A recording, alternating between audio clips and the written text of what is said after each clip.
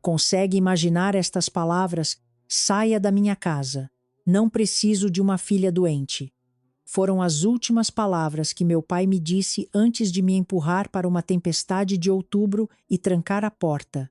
Eu tinha 15 anos, sem casaco, sem celular, sem dinheiro, apenas uma mochila escolar com lição de álgebra e a chuva encharcando meus tênis. 3 horas depois, a polícia ligou para ele. E quando ouviu o que disseram, seu rosto ficou branco como um fantasma. Mas aí já era tarde demais. Eu sou Larissa Mendes. Tenho 28 anos agora, sentada no meu apartamento em São Paulo, observando a chuva deslizar pela janela. Há uma carta sobre a mesa da minha cozinha. Caligrafia trêmula em papel barato de casa de repouso. Depois de 13 anos de silêncio, meu pai quer me ver. Diz que está morrendo, diz que sente muito. É engraçado como a chuva sempre me leva de volta àquela noite. 14 de outubro de 2011. Lembro-me de ter chegado em casa da escola como se fosse uma terça-feira qualquer. Mochila num ombro, cabeça cheia do teste de álgebra que tinha acabado de gabaritar. Eu estava pensando no jantar na lição de casa, no pôster de banda que queria comprar com meu dinheiro de aniversário, coisas normais de uma garota de 15 anos. Eu não tinha absolutamente ideia de que em menos de 2 horas estaria andando sozinha sob uma tempestade gelada, imaginando se sobreviveria à noite. No momento em que entrei pela porta, soube que algo estava errado. Meu pai Roberto estava na sala de estar, parecendo um vulcão prestes a explodir. Seu rosto estava da cor de carne crua. As mãos tremiam e ele segurava um maço de dinheiro numa mão e frascos de remédio vazios na outra. Minha irmã Camila estava logo atrás dele. Ela tinha 19 anos, 4 a mais que eu, e tinha aquela expressão no rosto, preocupada, desolada, o retrato perfeito da irmã mais velha devota, que acabou de descobrir algo terrível sobre a caçula. Mas eu vi seus olhos, captei aquele pequeno brilho que ela não conseguiu esconder satisfação. Nossa madrasta Márcia pairava na porta da cozinha, braços cruzados, lábios apertados, sem dizer absolutamente nada. Essa era a especialidade dela, não dizer nada, enquanto coisas ruins aconteciam. Meu pai nem me deixou tirar a mochila. Ele começou a gritar como se eu tivesse ateado fogo na casa. Disse que eu vinha roubando dinheiro da carteira dele há meses. Disse que eu estava comprando comprimidos escondendo-os no meu quarto. Disse que Camila tinha encontrado a evidência. Dinheiro dobrado na minha cômoda. Frascos de remédio no meu armário. Mensagens de texto provando que eu falava com traficantes. Tentei explicar. Tentei dizer que jamais havia tocado na carteira dele. Nunca tinha visto aqueles comprimidos. Nem sabia do que ele estava falando. Mas as palavras morreram na minha garganta porque percebi algo horrível ele não estava ouvindo. A mente dele já estava feita. Camila passara o dia inteiro preparando-o, alimentando-o com mentiras embrulhadas em açúcar. Ela ficou ali parecendo devastada, dizendo que tinha se esforçado tanto para me ajudar, tentado me fazer parar. Disse que não queria contar, mas que não podia mais assistir a irmãzinha se destruir. Foi uma atuação magistral digna de Oscar e meu pai engoliu cada palavra como se fosse verdade bíblica. Ele agarrou meu braço com força suficiente para deixar hematomas e me arrastou para a porta da frente. Minha mochila estava ali onde eu a tinha deixado. Ele a pegou e atirou contra o meu peito tão forte que cambaleei para trás. Então abriu a porta. A chuva já caía em lençóis. Trovões rolavam em algum lugar distante. A temperatura havia caído drasticamente desde aquela manhã, e meu pai olhou diretamente nos meus olhos e repetiu aquelas palavras. Saia da minha casa. Não preciso de uma filha doente. Ele me empurrou para a varanda. A porta bateu. O trinco principal girou. E assim, aos 15 anos, eu estava na rua. Fiquei naquela varanda por talvez 5 minutos completamente congelada. Não pelo frio, embora ele estivesse chegando, mas pelo choque. Fiquei esperando a porta se abrir novamente, esperando que alguém dissesse: foi tudo um grande mal-entendido. Ninguém veio. Meu celular estava na minha escrivaninha. Eu não fui autorizada a pegar nada, exceto o que já estava nas minhas mãos. Minha mochila tinha livros didáticos, metade de uma barra de cereal e absolutamente nada de útil para sobreviver a uma noite na rua. Sem casaco, sem dinheiro, sem como pedir ajuda. Em 2011, o Pix ainda não existia, e quem carregava moedas para um telefone público, não uma garota de 15 anos que gastava sua mesada em pôsteres de banda. Prioridade certo. Aluna nota 10/0 estrelas em habilidades de sobrevivência. Então comecei a andar. Não tomei uma decisão consciente sobre para onde ir. Meu corpo apenas se moveu no piloto automático, em direção ao único lugar seguro que eu conhecia, a casa da minha avó, Dona Aurora, a 7 quilômetros de distância. A mãe da minha mãe. A única pessoa que sempre me olhou como se eu importasse. 7 quilômetros não parece muito quando você está de carro. Quando você está caminhando sob chuva gelada em tênis de tecido sem casaco, parecem 700. A estrada à frente estava escura e escorregadia. Carros passavam espirrando água sem diminuir a velocidade. Eu era apenas uma sombra na beira da estrada, uma forma que ninguém queria examinar de perto. Após o primeiro quilômetro, minhas roupas estavam encharcadas até a pele. Depois do segundo, eu não conseguia mais sentir meus dedos. Depois do terceiro, meus dentes batiam tanto que pensei que fossem quebrar, mas continuei andando. O que mais eu poderia fazer? Voltar e implorar para meu pai acreditar em mim? Ele já havia decidido. Eu não tinha para onde ir exceto para frente, um passo dormente de cada vez. O problema da hipotermia é que você não percebe que está acontecendo até ser quase tarde demais. Seu corpo começa a desligar pedaço por pedaço. O cérebro fica nebuloso e, de repente, sentar por apenas 1 minuto parece a melhor ideia do mundo. Apenas um descanso rápido só até recuperar o fôlego. Eu cheguei a 4 quilômetros antes de minhas pernas cederem. Havia um ponto de ônibus mais à frente. Lembro de pensar que ia apenas me apoiar ali por um segundo, respirar e depois continuar. A casa da avó estava a apenas mais 3 quilômetros. Eu conseguiria, mas meus joelhos dobraram antes que eu chegasse lá. O cascalho da beira da estrada veio rápido e então tudo ficou escuro. 3 horas depois de atirar a filha na tempestade, o celular do meu pai tocou. A voz do outro lado era fria e profissional. Oficial Castro, da Delegacia de Proteção à Criança e ao Adolescente DPCA. Houve um incidente. Sua filha foi encontrada inconsciente na estrada, hipotermia. Ela está sendo transportada para o Hospital Geral do município. E mais uma coisa, senhor. O Conselho Tutelar foi notificado. Um assistente social já está no local.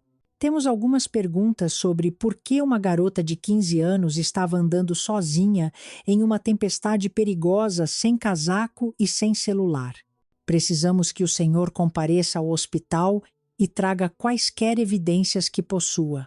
O rosto do meu pai ficou pálido como um osso. Eu sei disso porque a equipe do hospital me contou depois. Disseram que ele parecia um homem vendo sua vida inteira desmoronar em câmera lenta. Camila estava ao lado dele quando ele recebeu a ligação. E pela primeira vez, sua máscara perfeita caiu apenas por um segundo, mas foi o suficiente. Porque aqui está a coisa sobre aquela noite. A coisa que mudou tudo. A mulher que me encontrou inconsciente na beira da estrada não era apenas uma estranha voltando para casa.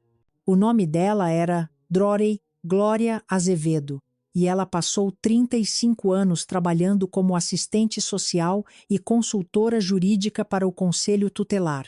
Ela viu todo tipo de abuso, todo tipo de negligência, todo tipo de mentira que os pais contam sobre seus filhos.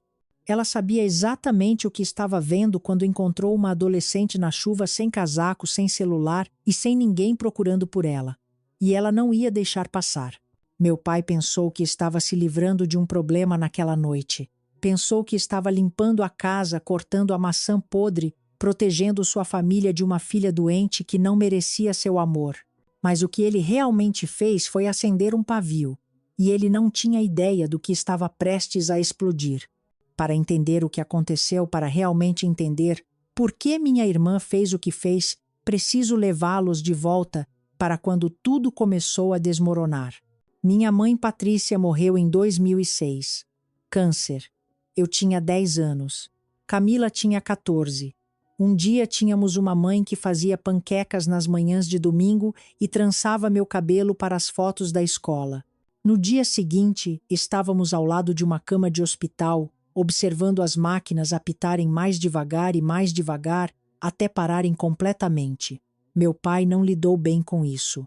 É um eufemismo. Ele basicamente desmoronou sobre si mesmo como uma estrela moribunda. Ia trabalhar, voltava para casa, sentava em sua poltrona reclinável olhando para o nada.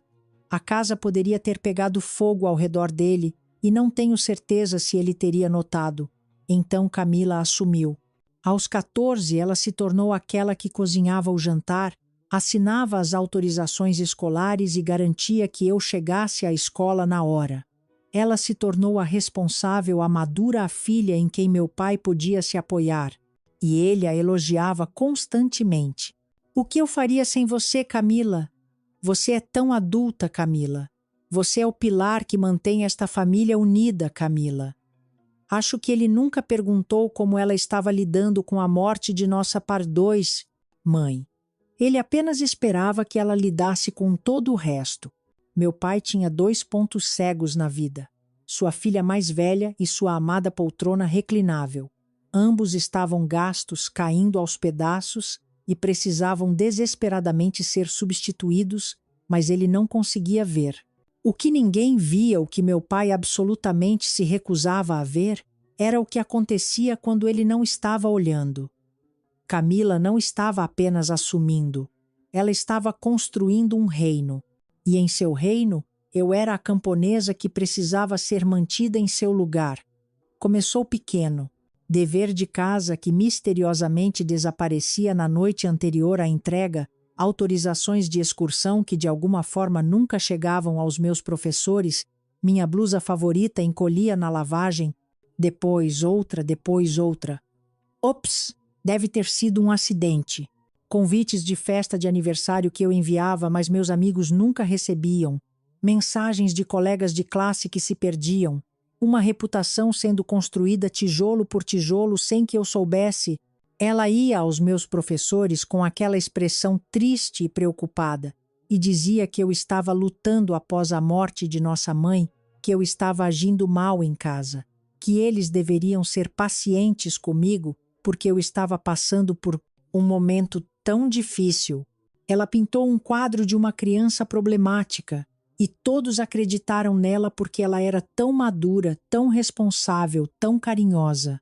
Tentei contar ao meu pai uma vez, sentei-o, e expliquei que Camila estava me sabotando, que ela estava mentindo sobre mim, para todos que algo estava seriamente errado. Ele olhou para mim como se eu tivesse perdido a cabeça. Você está apenas com ciúmes da sua irmã, ele disse. Ela está tentando ajudar esta família. Você deveria ser grata. Depois disso, aprendi a ficar quieta, ficar pequena, ficar em silêncio, sobreviver até conseguir ir embora. 2 anos após a morte de minha mãe, meu pai se casou novamente. Márcia era gentil o suficiente no início. Ela sorria muito, fazia pratos de forno e se esforçava muito para fazer parte da nossa família. Camila imediatamente começou a chamá-la de mãe. Foi estratégico, eu acho, uma maneira de consolidar sua posição como a filha boa, a leal. Eu não consegui. Eu não conseguia chamar aquela estranha de mãe quando minha mãe de verdade havia partido há apenas 2 anos. Não era sobre Márcia. Era sobre meu próprio coração não estar pronto. Mas essa rebelião silenciosa me custou caro. A partir daquele dia, Márcia me tratou como uma estranha na minha própria casa. Ela e Camila formaram seu próprio clube, e eu não fui convidada. Aos 15 anos, as linhas estavam claramente traçadas. Camila era a filha de ouro, a favorita, aquela que não podia fazer nada errado. Eu era a problemática, a difícil, a filha que simplesmente não conseguia se encaixar. E então havia o dinheiro. Minha mãe havia criado planos de previdência privada para nós duas antes de morrer, 45 mil para cada acessíveis, quando completássemos 18 anos. Não era uma fortuna, mas era algo, uma rede de segurança, um presente de uma mãe que sabia que não estaria lá para nos ajudar a iniciar nossas vidas adultas.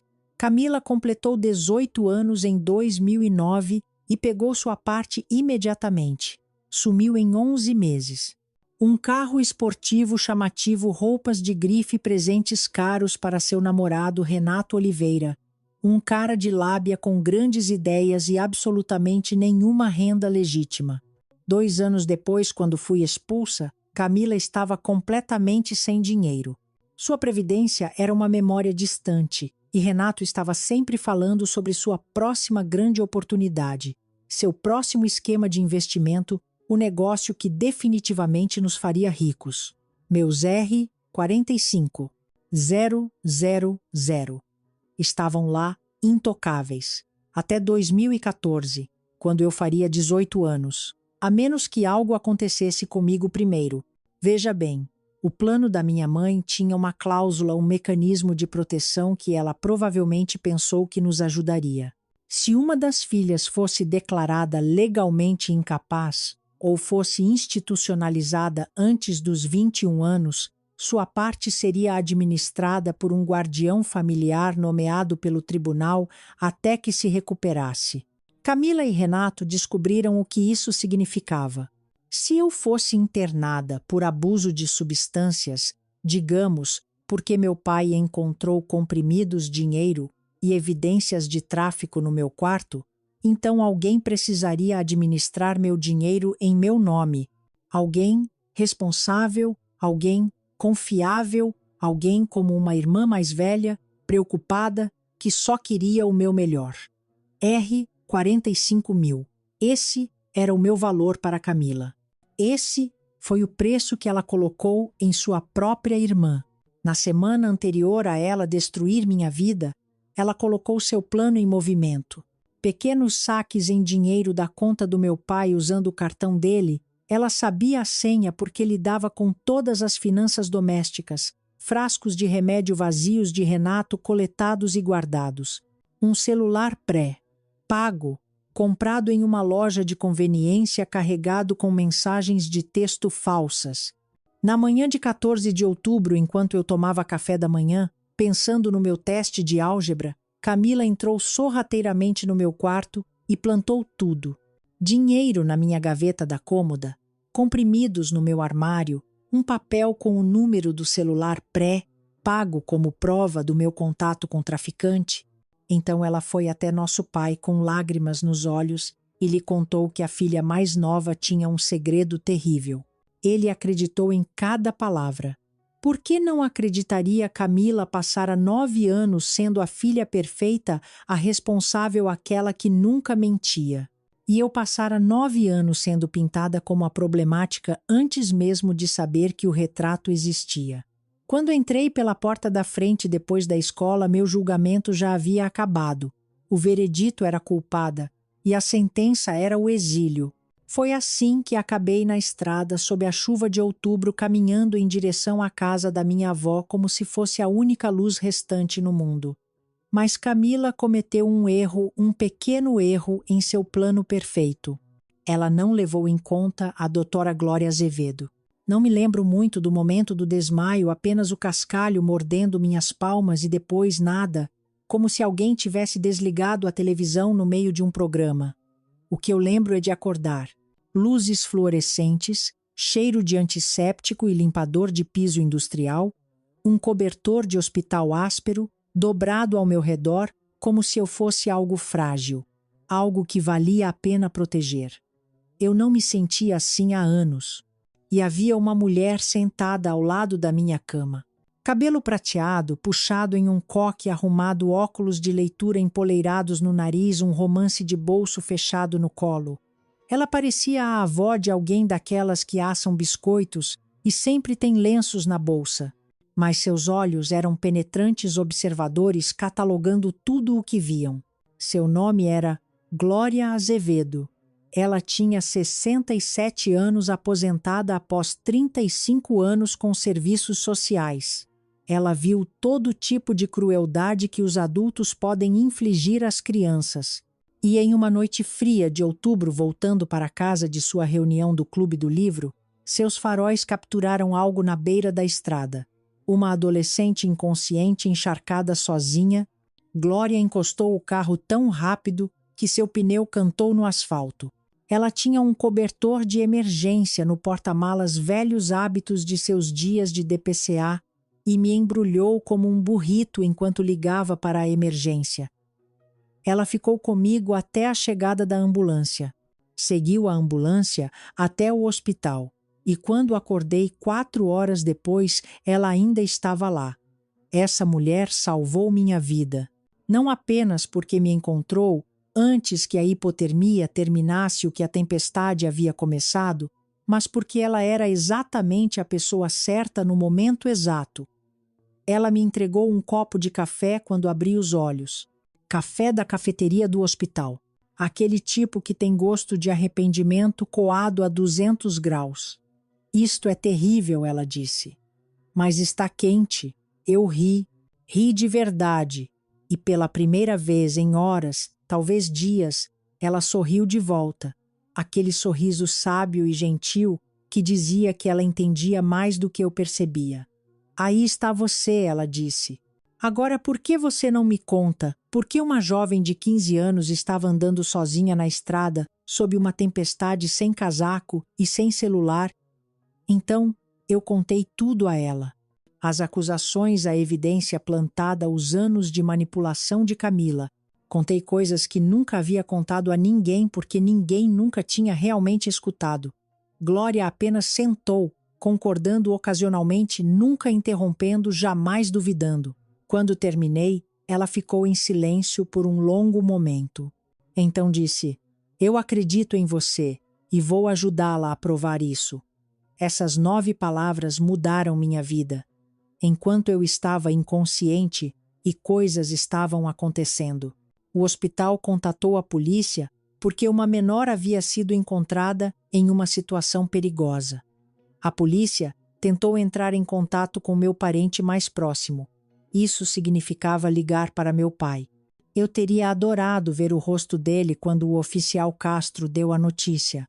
Aparentemente foi algo assim, Sr. Mendes. Sua filha de 15 anos foi encontrada inconsciente.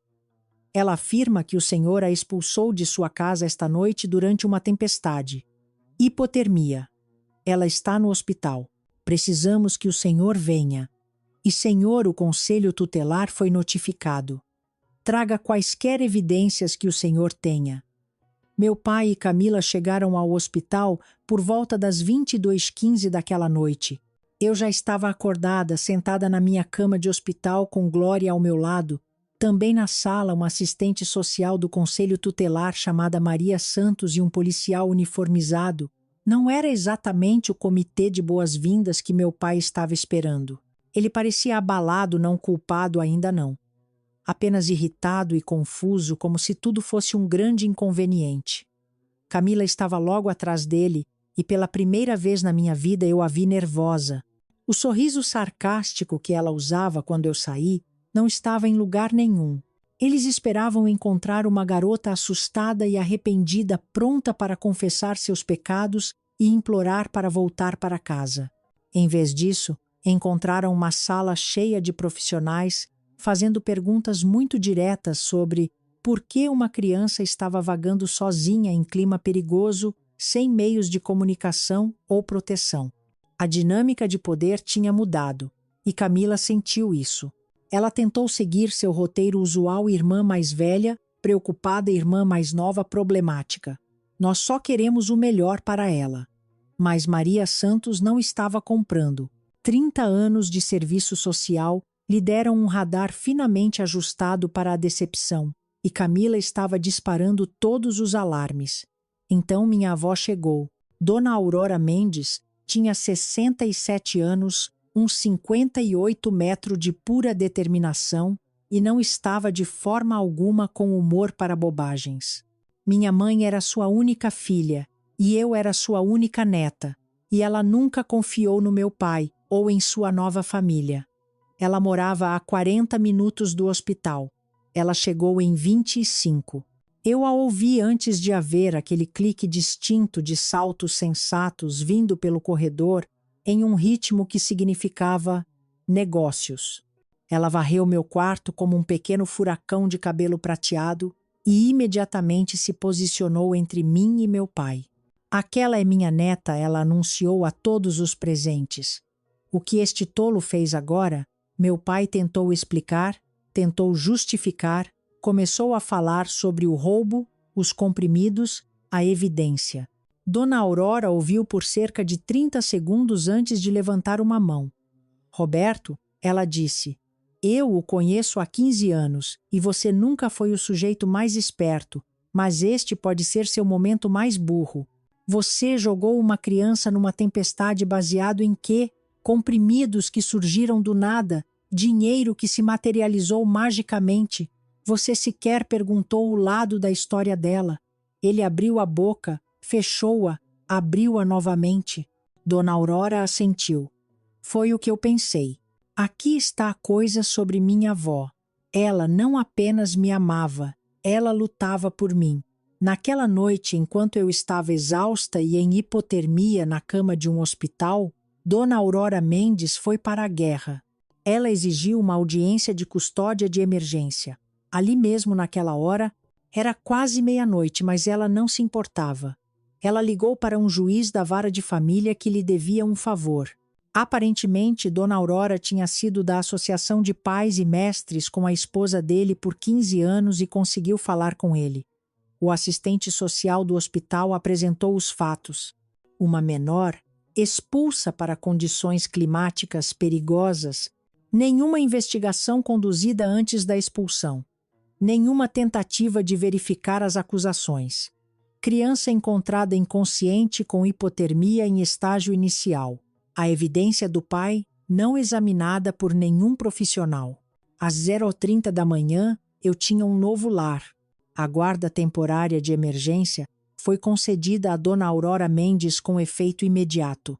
Meu pai foi ordenado a não ter contato comigo até que uma investigação completa fosse concluída. O Conselho Tutelar e a DPCA iriam entrevistar a todos eu, Camila, meu pai e Márcia, e eles dariam uma olhada muito de perto na tal evidência.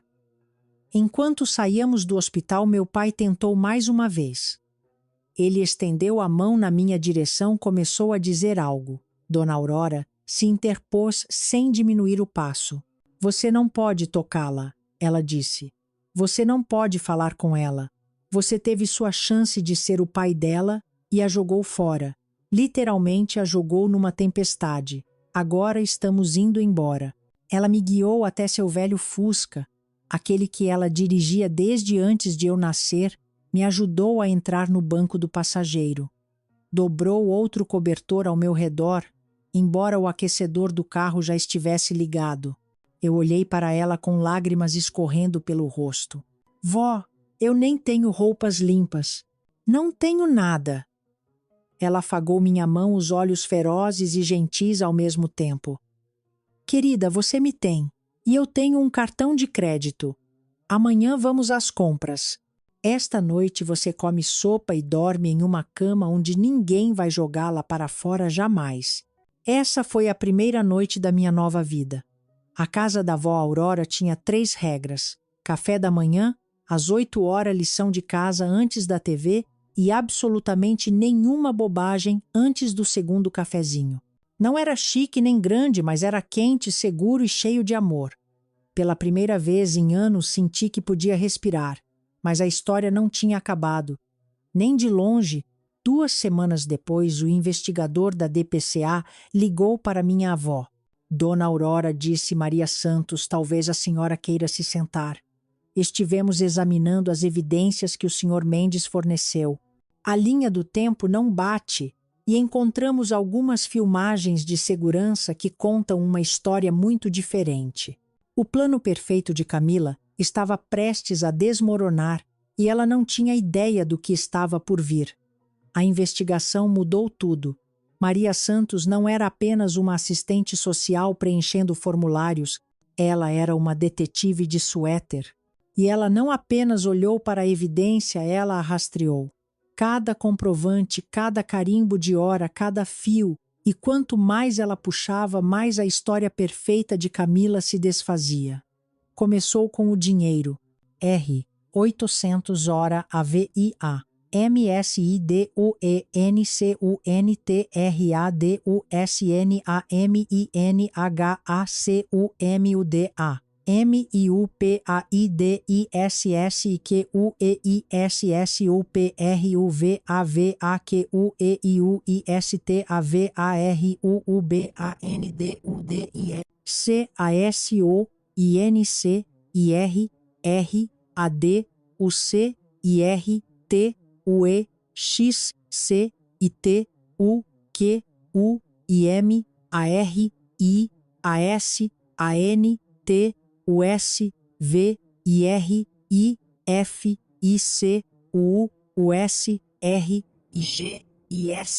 AQUILISR 800 haviam sido encontrados na minha moda. Meu pai disse que isso provava que eu estava roubando dele por meses. Caso encerrado certo, esse toque Maria Santos verificou os registros bancários. Aqueles vieram de um único saque em caixa eletrônico em 14 de outubro, o mesmo dia em que fui expulsa. O banco forneceu filmagens de vigilância da máquina. Carimbo de hora 14h47 da tarde. A pessoa na câmera não era eu, era Camila, claro como o dia. O mesmo casaco que ela usava naquela manhã, o mesmo rabo de cavalo, o mesmo carro estacionado ao fundo, o sedã branco dela, com o amassado no para-choque de quando ela bateu em uma lixeira no verão anterior. Aqui está o detalhe sobre álibis. O meu era a prova de fogo. Às 14h47 de 14 de outubro, eu estava sentada na aula de Química, aprendendo sobre ligações moleculares. O sistema de presença da escola me mostrava presente até às 15h15. Minha professora se lembrava de eu ter feito uma pergunta sobre elétrons. Eu não poderia ter feito aquele saque. Fisicamente impossível. Eu estava em uma sala de aula a 20 quilômetros de distância, cercada por 30 testemunhas e um sistema de check-in eletrônico. Camila se achava muito esperta. Mas aqui está o detalhe sobre ser um gênio do crime, você precisa ser inteligente de verdade. Ela usou o cartão do nosso pai sem considerar que os bancos têm câmeras. Ela fez o saque no meio da tarde, sem verificar se eu tinha um álibi.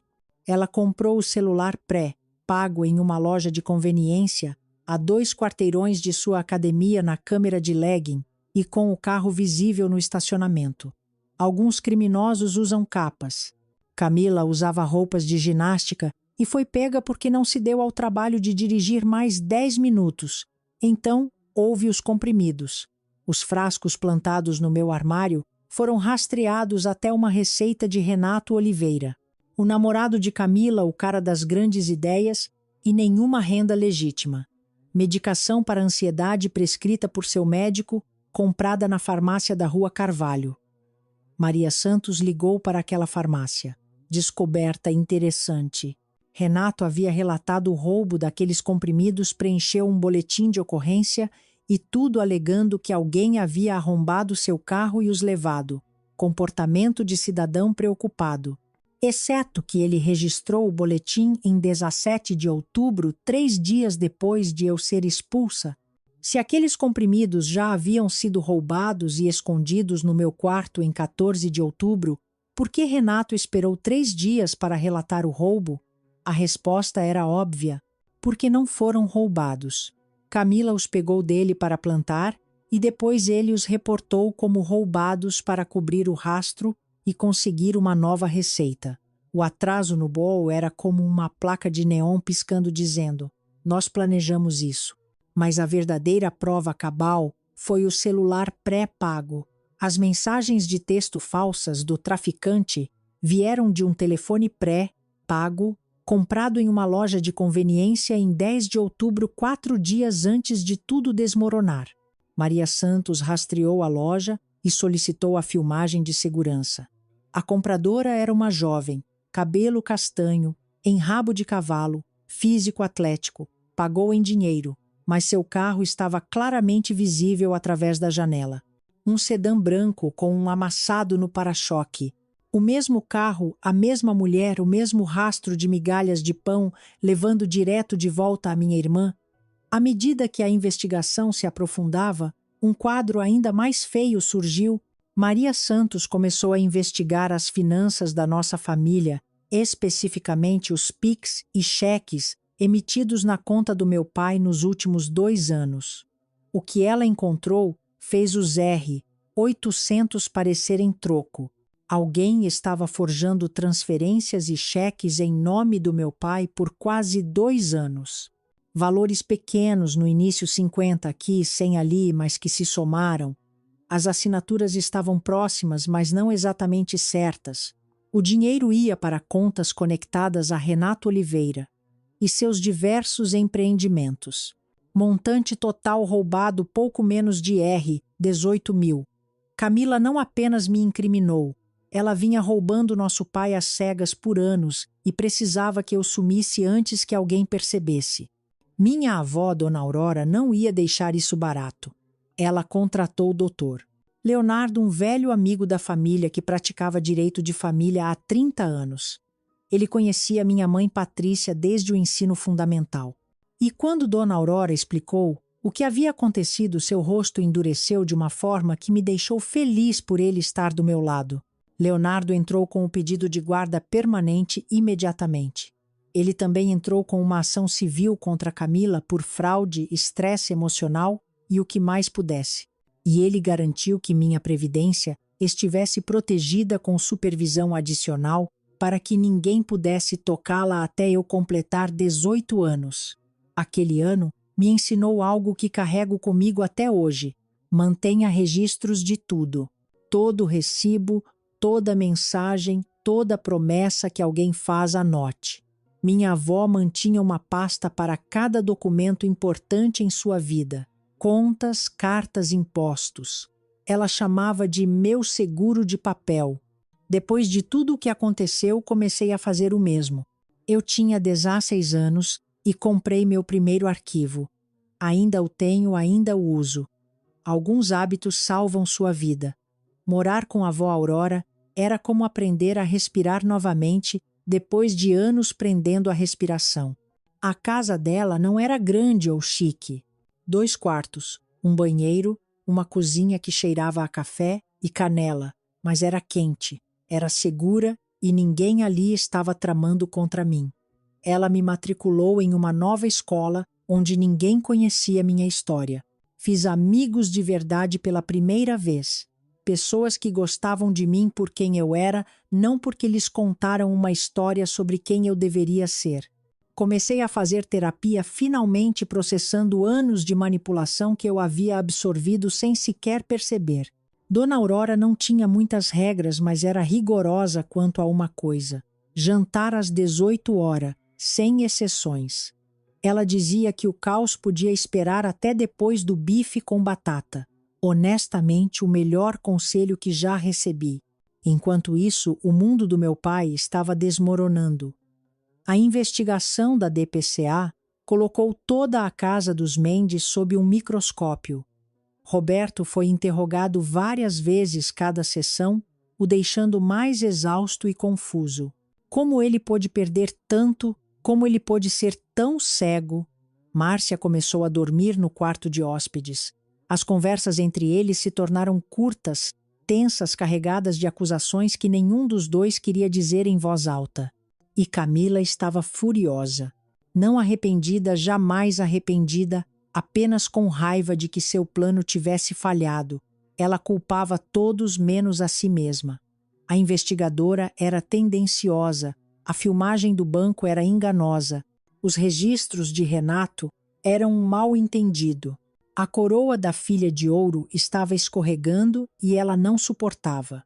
Dr. Leonardo passou meses construindo um caso hermético. Registros bancários, filmagens de vigilância, documentos de farmácia, recibos de compra de celular.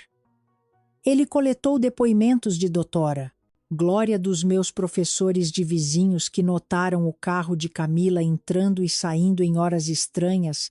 Até mesmo algumas ex-amigas de Camila apareceram.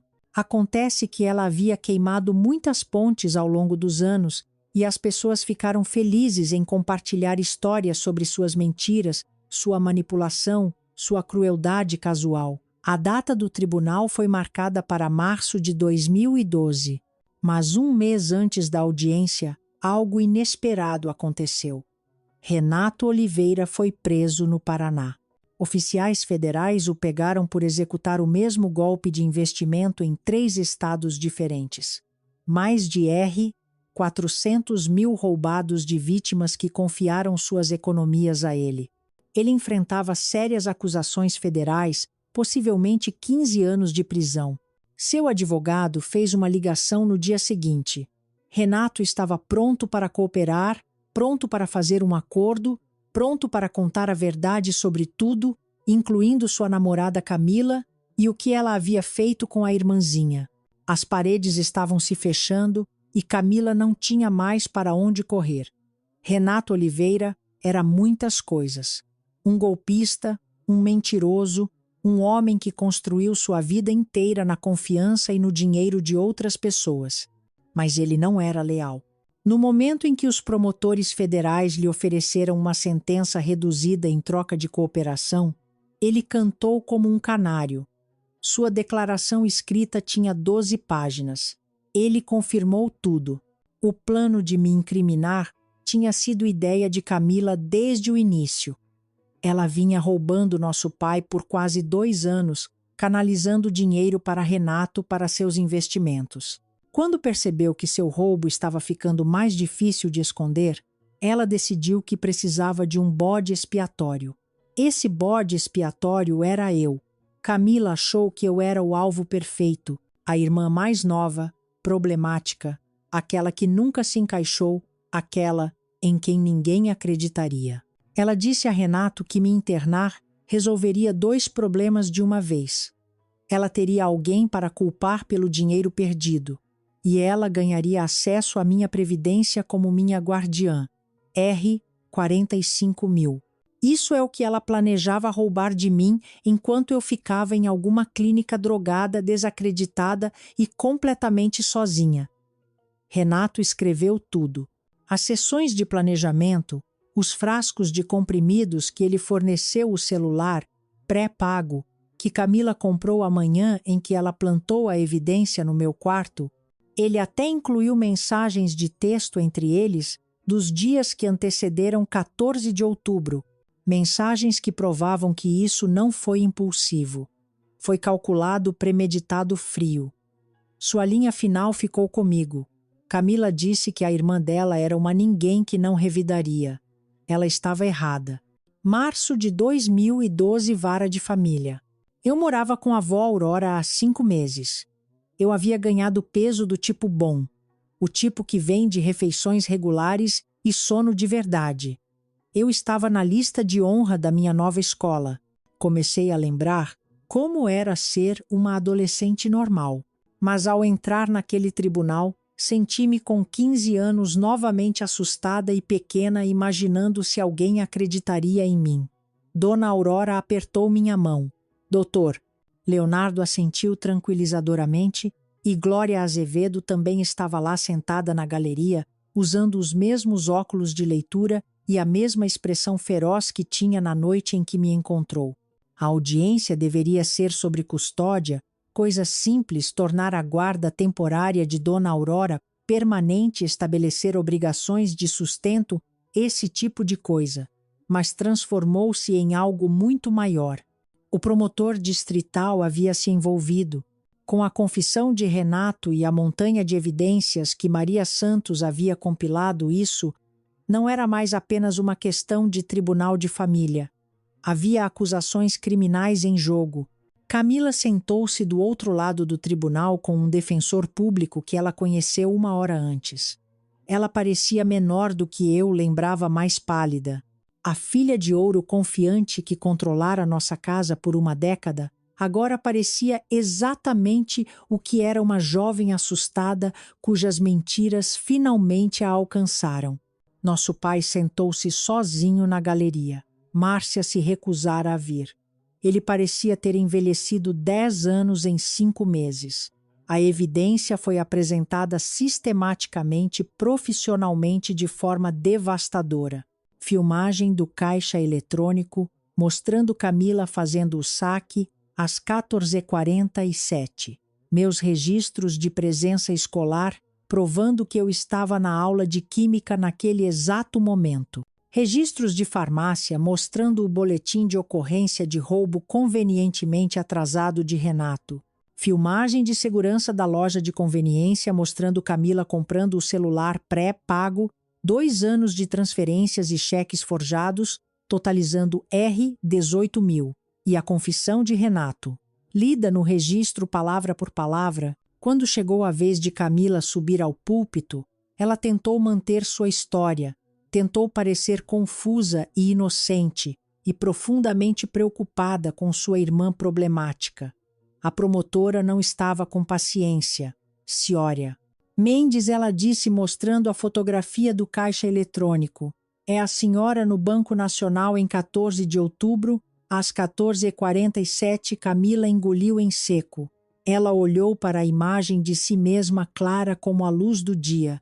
Eu estava pegando dinheiro para compras. A promotora assentiu lentamente. R. 800 em dinheiro para compras. E a senhora não mencionou este saque ao seu pai quando acusou sua irmã de roubar exatamente aquela quantia mais tarde no mesmo dia. Silêncio. E a localização deste caixa eletrônico fica a 20 quilômetros da escola de sua irmã. Uma escola onde os registros de presença mostram que ela estava presente até às 15h15. A senhora pode explicar como ela poderia ter feito este saque enquanto estava sentada na aula de química? Mais silêncio. O defensor público de Camila objetou, mas não havia nada a objetar. A evidência era a evidência. Fatos não se importavam com os sentimentos dela. Então chamaram Márcia. Minha madrasta parecia querer estar em qualquer outro lugar na terra.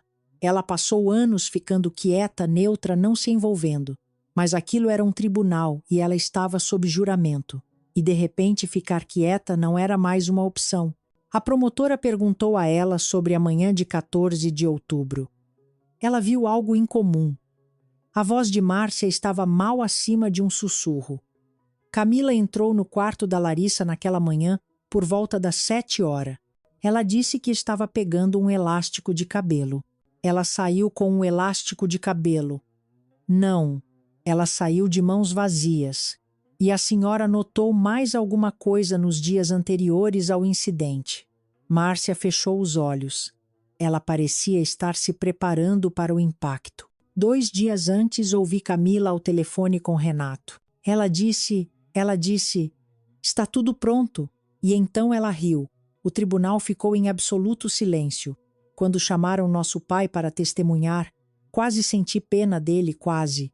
Ele teve que explicar por que expulsou sua filha de 15 anos para uma tempestade sem investigar as acusações contra ela. Teve que admitir que nunca verificou os registros bancários sozinho. Nunca questionou por que Camila de repente descobriu essa evidência. Nunca pediu meu lado da história. Sua voz falhou quando ele disse, eu confiei nela. Ela é minha primogênita. Ela sempre foi a responsável, eu pensei. Ele não conseguiu terminar. A juíza Patrícia Almeida estava no banco por 30 anos. Ela viu feias batalhas de custódia, divórcios amargos, famílias dilaceradas por mentiras, dinheiro e orgulho. Mas acho que mesmo ela estava perturbada pelo que ouviu. Suas palavras cortaram o tribunal como uma lâmina. Sr. Mendes, confiança não é desculpa para negligência. O Senhor expulsou uma menor para condições climáticas perigosas, baseado em acusações não verificadas. O Senhor não fez nenhuma tentativa de investigar. O Senhor escolheu uma filha em detrimento da outra, sem evidência, sem razão, sem julgamento parental básico. Isso não é paternidade, isso é abandono. Meu pai sentou-se ali com o rosto cinzento enquanto ela continuava. Sua filha mais velha se envolveu em um esquema calculado e premeditado para destruir a vida de sua irmã. Ela roubou, do Senhor mentiu para o Senhor e o manipulou para participar de sua crueldade. E o Senhor permitiu isso porque era mais fácil acreditar na filha que o fazia se sentir bem do que realmente ser pai da filha que precisava do Senhor. A sentença de Camila foi dura: fraude, roubo, apresentação de declarações falsas às autoridades, perigo à criança. Seu defensor público negociou um acordo de confissão para evitar um julgamento completo, 2 anos de pena suspensa, o que significa que ela não iria para a prisão a menos que violasse a liberdade condicional. 5 anos de liberdade condicional supervisionada, 200 horas de serviço comunitário, restituição total de todos os fundos, roubados os R$18.000 UNO, SS, OP, AI e US, R$18.000 donos Sopaiels R$800 que ela plantou para me incriminar. O tribunal também emitiu uma ordem de restrição permanente. Camila não podia me contatar direta ou indiretamente por qualquer motivo. Se ela chegasse a 150 metros de mim, iria direto para a cadeia. E aqui está a parte que a seguiria para sempre: condenação por crime grave permanentemente em seu registro. Nada de empregos em finanças, nenhuma posição que envolva dinheiro ou confiança, nada de trabalhar com crianças ou adultos vulneráveis. A filha de ouro tinha uma letra escarlate agora, e ela não sairia. Meu pai perdeu permanentemente os direitos de guarda. Ele foi ordenado a pagar minhas despesas de terapia e educação até eu completar 21 anos. Ele também foi ordenado a estabelecer um fundo universitário com o dinheiro da restituição. A comunidade descobriu tudo. Cidades pequenas falam. Em poucas semanas, todos sabiam o que Roberto Mendes havia feito com sua filha mais nova. Amigos pararam de ligar. Vizinhos desviavam o olhar. Seu grupo da igreja, de repente, tinha conflitos de agendamento sempre que ele tentava comparecer. Márcia pediu o divórcio 6 semanas depois. Ela tinha sido cúmplice no meu sofrimento e sabia disso, e não suportava ser lembrada disso toda vez que olhava para o marido. A juíza se virou para mim no final. Soyara Larissa Mendes, ela disse, a senhorita demonstrou notável resiliência diante de crueldade extraordinária. O tribunal concede a guarda permanente total à sua avó, Dona Aurora Mendes. Seu plano de previdência permanecerá protegido até a senhorita completar 18 anos. E eu sinceramente espero que a senhorita tenha um futuro melhor do que seu passado. Eu queria dizer algo espirituoso, algo memorável. Eu queria dizer: meritíssima, a senhora deveria me ver fazer baliza. Esse é o verdadeiro teste de caráter. Mas alguns gracejos são apenas para si mesma, e aquele momento era grande demais para o humor. Em vez disso, apenas disse: obrigada. Enquanto saíamos do tribunal, meu pai tentou se aproximar pela última vez. Querida, ele começou. Eu estou tão... Dona Aurora se interpôs sem diminuir o passo. Sua voz era gelo. Você não pode chamá-la assim mais. Você perdeu esse direito quando a jogou numa tempestade. Continuamos andando. Eu não olhei para trás. O sol estava brilhando naquele dia. Março, em nossa parte do país, pode ir para qualquer lado. Mas aquela tarde estava quente e clara e cheia de promessas. Eu tinha uma avó que me amava, um advogado, que lutou por mim, uma assistente social e uma supervisora aposentada que acreditaram em mim quando ninguém mais o faria. E eu tinha um futuro finalmente. Mas algumas histórias não terminam no tribunal. Algumas histórias têm mais um capítulo. 13 anos depois, uma carta chegou. Outubro de 2024. Tenho 28 anos agora e minha vida não se parece em nada com o que eu imaginava quando tinha 15. Andando sob uma tempestade com apenas uma mochila escolar e tênis encharcados, eu moro em São Paulo. Belo apartamento com vista para a cidade, luz matinal que entra pelas janelas. Eu o escolhi sozinha. Sou diretora de marketing em uma empresa de tecnologia. Bom salário, bons benefícios, boas pessoas. Trabalhei desde um estágio e cada promoção parecia mais um passo longe de quem eu costumava ser. E estou noiva. O nome dele é Lucas. Ele é enfermeiro pediátrico, o que diz praticamente tudo o que você precisa saber sobre o coração dele. Nos conhecemos em um evento de caridade há 2 anos. Eu estava lá a trabalho. Ele estava lá porque realmente se importava.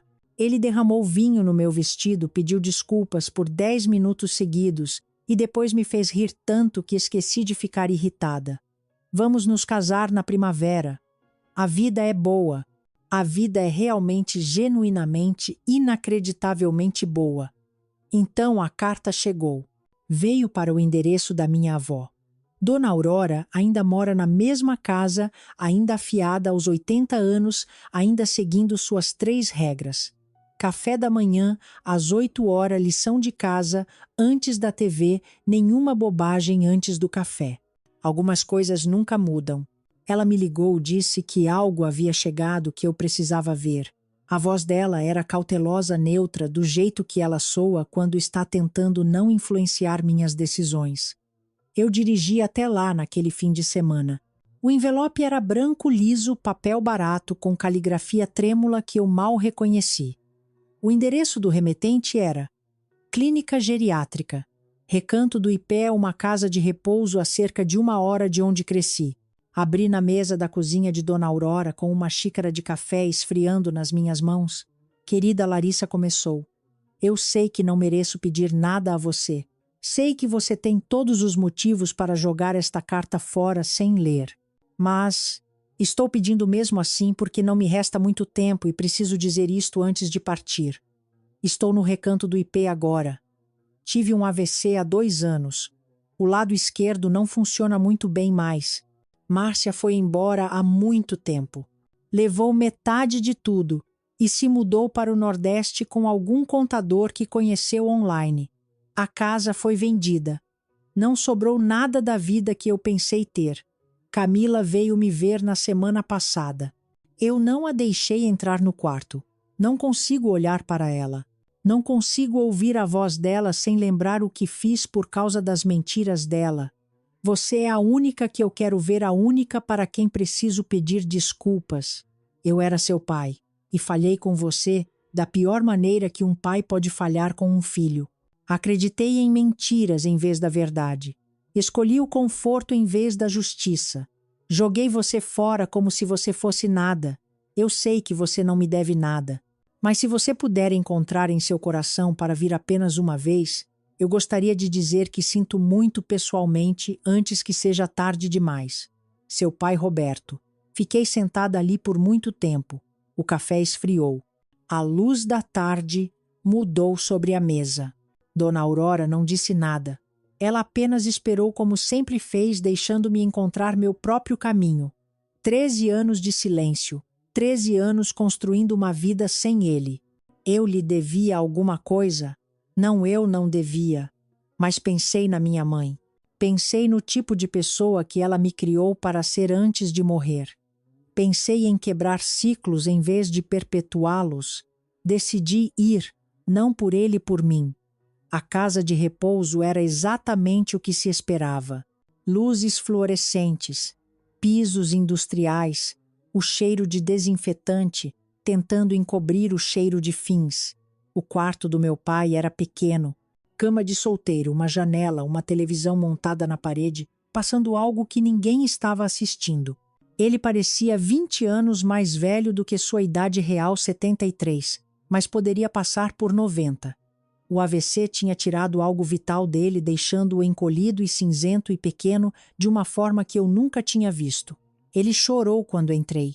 Não conseguiu falar nos primeiros minutos, apenas ficou sentado com lágrimas escorrendo pelo rosto, enquanto eu estava perto da porta imaginando se havia cometido um erro. Eventualmente ele encontrou a voz. Ele pediu desculpas repetidamente, tropeçando nas palavras, repetindo-se, porque o AVC também havia afetado parte de sua linguagem. Ele disse que tinha sido cego, estúpido, cruel. Ele disse que me perder foi a pior coisa que já fez. Ele disse que pensava naquela noite de outubro todos os dias. Todas as noites, toda vez que chovia. Eu o deixei terminar. Não interrompi também, não o consolei. Então eu disse o que tinha vindo dizer. Eu te perdoo. Seu rosto se enrugou com alívio. Mas eu quero que você entenda o que isso significa, eu disse. Puxei uma cadeira para perto de sua cama e me sentei. Certifiquei-me de que ele estava olhando para mim. Perdão não significa que eu esqueço. Significa que estou escolhendo não carregar mais essa raiva. Ela é pesada e tem me sobrecarregado e eu terminei de deixar você ocupar espaço no meu coração. Você me jogou em uma tempestade porque acreditou em uma mentira. Você não acreditou porque a evidência era convincente. Você acreditou porque era mais fácil. Porque Camila fazia você se sentir bem consigo mesmo. E eu te lembrava de tudo que você perdeu quando a mamãe morreu. Você escolheu a mentira confortável em vez de sua própria filha. Eu construí minha vida inteira sem você. Paguei minha faculdade. Construí uma carreira.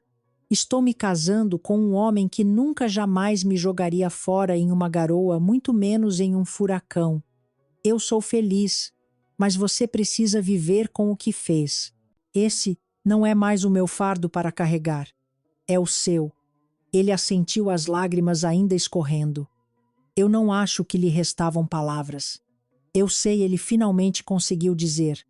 Eu sei.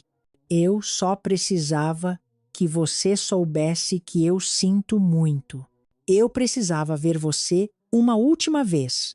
Fiquei por mais 20 minutos. Não conversamos muito. O que mais havia para dizer?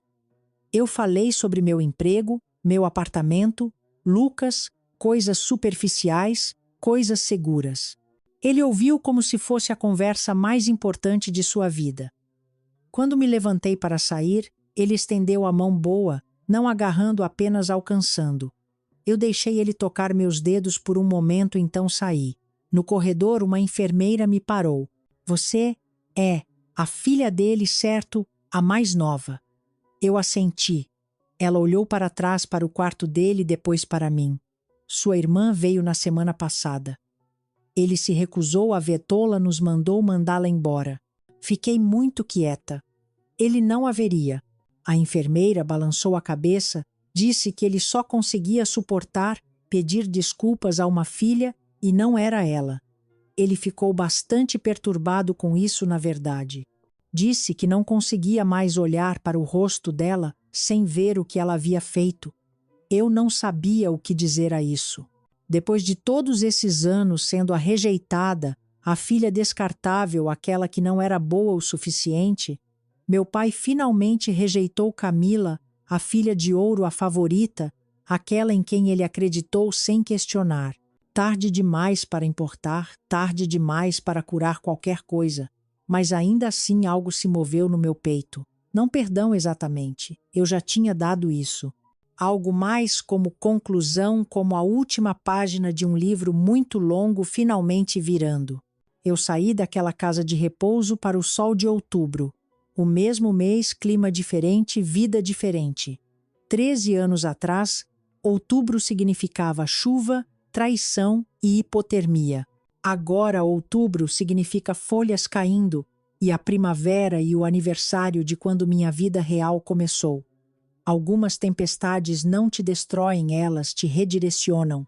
Naquela noite de outubro, 13 anos atrás, eu perdi uma casa, mas encontrei meu lar. Perdi um pai que não me merecia e encontrei uma avó que merecia. Perdi uma irmã que nunca me amou e encontrei a mim mesma. Lucas estava esperando quando voltei para São Paulo. embalagens de comida delivery no balcão, filme ruim na TV. Aquele olhar paciente que ele tem quando sabe que preciso de tempo para processar, como foi, ele perguntou. Eu soltei minhas chaves na mesa e me inclinei para ele. Acho que finalmente terminei, eu disse. Acho que posso deixar isso para trás agora. Ele me abraçou e não fez mais perguntas. Essa é a coisa sobre Lucas. Ele sabe quando pressionar e quando apenas estar presente. É uma das cerca de 1000 razões pelas quais vou me casar com ele. Na próxima primavera faremos o casamento na casa da minha avó, pequena cerimônia, amigos próximos, boa comida. Dona Aurora já está planejando o menu. Feijoada definitivamente está na lista. E em algum lugar por aí, Camila está trabalhando em turnos noturnos e imaginando onde sua vida deu errado. Meu pai está em uma casa de repouso sozinho com seus arrependimentos. Márcia está no Nordeste fingindo que nenhum de nós jamais existiu. Mas eu estou em São Paulo. Tenho uma carreira que conquistei, um parceiro que me ama, uma avó que provavelmente sobreviverá a todos nós por pura teimosia. E sim, eu finalmente mandei emoldurar aquele pôster de banda. Aquele que comprei com minha mesada na semana anterior a tudo desmoronar, encontrei o mesmo online há alguns anos. Paguei muito caro por ele. Pendurei-o no meu escritório onde posso vê-lo todos os dias. Algumas coisas valem a pena esperar. Se esta história de resiliência e a importância de acreditar na verdade ressoaram com você, deixe seu comentário abaixo, compartilhando uma lição que você aprendeu com uma grande reviravolta na vida. Sua experiência inspira outras pessoas.